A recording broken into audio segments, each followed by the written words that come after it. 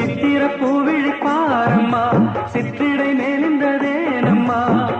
பத்து வீரல் அழைக்கத்தானம்மா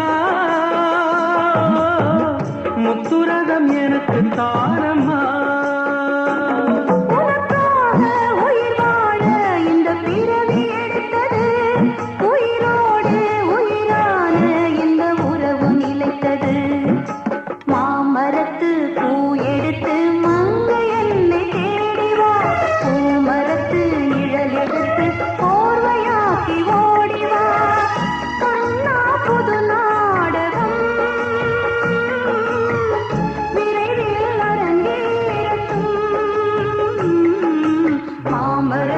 பூ எடுத்து மஞ்சம் ஒன்று போடலாம் பூமரத்து நிழல் எடுத்து போதையாக்கி மூடலாம்